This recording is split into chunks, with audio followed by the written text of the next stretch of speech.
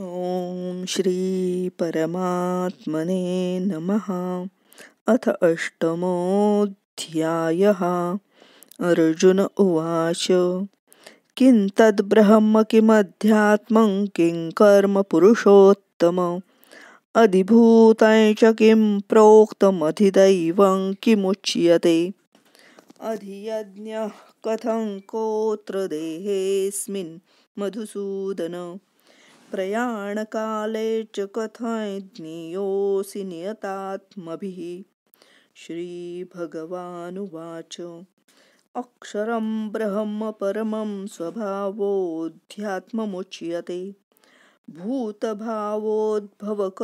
विसर्गः कर्मसञ्ज्ञितः अधिभूतं भावः पुरुषश्चाधिदैवतम् अधियज्ञोऽहमेवात्र देहे देहभृतां वर अन्तकाले च मामेव स्मरन् मुक्त्वा कलेवरं यः प्रयाति समद्भावं याति नास्त्यत्र संशयः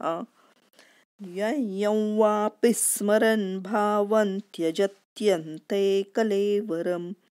तन्तमेवैति कौन्तेय सदा तद्भावभावितः तस्मात् सर्वेषु कालेषु मामनुस्मरयुध्य च मय्यर्पितमनो बुद्धिर्मामे वैश्यस्य संशयम् अभ्यासयोगयुक्तेन चेतसा नान्यगामिना परमं पुरुषं दिव्यं याति पार्थानुचिन्तयन् कविं पुराणमनुशासितारमणोरणीयां समनुस्मरेद्यः सर्वस्य धातारमचिन्त्य रूपमादित्यवर्णं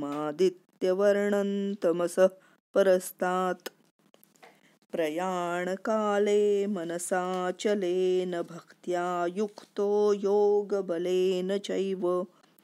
भ्रुवोर्मध्ये प्राणमावेश्य सम्यक् सतं परं पुरुषमुपैति दिव्यम् यदक्षरं वेदविदो वदन्ति विशन्ति यद्यतयो वीतरागाः यदिच्छन्तो ब्रह्मचर्यं चरन्ति तत्ते पदं संग्रहेण प्रवक्ष्ये सर्वद्वाराणि संयम्य मनोहृदि निरुध्य च मूर्ध्याधायात्मनः प्राणमास्थितो योगधारणाम् ओमित्येकाक्षरं ब्रह्म व्याहरन् मामनुस्मरन् यः प्रयाति त्यजन् देहं स याति परमां गतिम् अनन्यचेताः सततं यो मां स्मरति नित्यशः तस्याहं सुलभः पार्थ नित्ययुक्तस्य योगिनः मामुपेत्य पुनर्जन्म दुःखालयमशाश्वतं नाप्नुवन्ति महात्मानः संसिद्धिं परमां गताः आब्रह्मभुवनाल्लोकाः पुनरावर्तिनोऽर्जुन मामुपेत्य तु कौन्तेय पुनर्जन्म न विद्यते सहस्रयुगपर्यन्तमहर्यद् ब्रह्मणो विदुः रात्रियुगसहस्रान्तान्ते होरात्रविदो जनाः अव्यक्ताद्व्यक्तयः सर्वाः प्रभवन्त्यहरागमे रात्र्यागमे प्रलीयन्ते तत्रैवाव्यक्तसंज्ञके भूतग्रामस्येवायं भूत्वा भूत्वा प्रलीयते रात्र्यागमे वशः पार्थ प्रभवत्यहरागमे परस्तस्मात्तु भावोऽन्यो व्यक्तो व्यक्तात् सनातनः यस्य सर्वेषु भूतेषु नश्यत्सु न विनश्यति अव्यक्तोऽक्षर इत्युक्तस्तमाहुः परमां गतिम्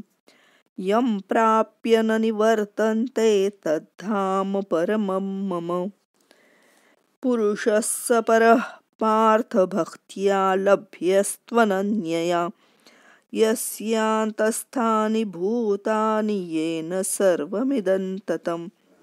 यत्र काले त्वनावृत्तिमावृत्यै चैव योगिनः प्रयाता यान्ति तं कालं वक्ष्यामि भरतर्षभ अग्निर्ज्योतिरः शुक्लः षण्मासा उत्तरायणम् तत्र प्रयाता गच्छन्ति ब्रह्मविदो जनाः धूमो रात्रिस्तथा कृष्णः षण्मासा दक्षिणायनम् तत्र चान्द्रमसै ज्योतिर्योगी प्राप्य निवर्तते